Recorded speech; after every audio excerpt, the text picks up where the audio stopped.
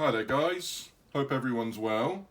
Today, as you can see, we are having a look at another 80s classic TV show. It is Trapdoor, the board game. This was one I found on eBay quite a few years ago. Don't remember it when I was a kid, but when I saw it as I was flicking through, I thought, oh, I've definitely got to pick this up. This is something for the collection. Used to love this show when I was a kid, watched it all the time, still do now actually, because they've got all the episodes on YouTube.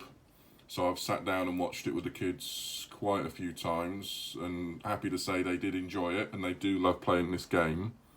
So let's have a look at it today. So it's made by Spears Games. Lovely artwork on the box. 4 years and upwards, so that's all right, I can play it. 2 to 4 players, and all it is, quite a simple little game, doesn't take too long to play. There's the boards, and as you can see, it's actually in the box itself, because it's easier to play in the box as opposed to taking it out of the box, because of how the dice work, which I will show you in a minute. But yeah, there's the board. So you start and you just got to move your way around. Go all the way around the boards. And back to the finish. The artwork's brilliant, just like on the TV show. There's Burke, the main character. All bony, and the spider. Drup.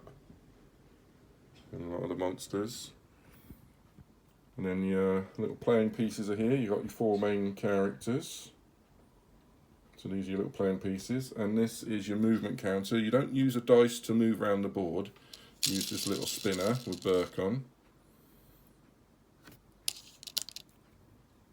But what you do, so you put your piece down there, and then as you're moving round, you'll land on one of these red squares that says Trapdoor, and then you've got these 4 trapdoors in the middle here, and what you do is you push this lever and it will operate the opposing door to it. So if I push this, it pops out and a little dice pops out, and it's either got a number on it or a monster with a number. Now if you get the number, that means you move forward 6 spaces, but if you get a monster and a number, that means you have to move backwards 7 spaces.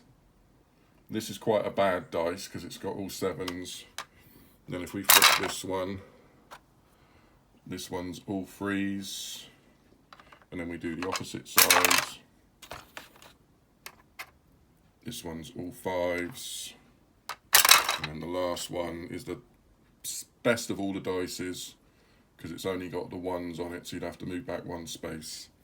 So that's how the trapdoors are incorporated, and like I said, it's the best way to play it is in the box, because when you're flipping that, sometimes the dice can fly out and they do hop over, so it's easy to keep it in the box, keep the dice under control, stop them falling on the floor and disappearing under the table. But yeah, so there you go. It's a simple spin, move around the boards. If you land on a trapdoor, you decide. There's one other thing I forgot to mention. When you're pushing one of the trapdoors, if the dice pops out and knocks a character, hits them and knocks them off the board, they have to go back to the start. And that also works if it's your own character. So you always have to be a little bit careful which dice you're going for.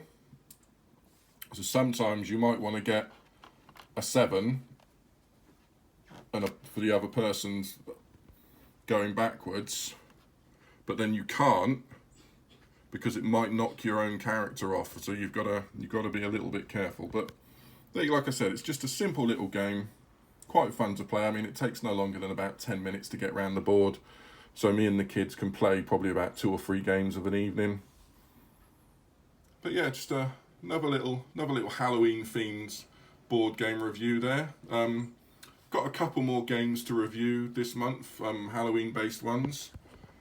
So I look forward to doing those over the next week or 2. So I hope you enjoyed this video, and all keep safe, and I'll speak to you soon.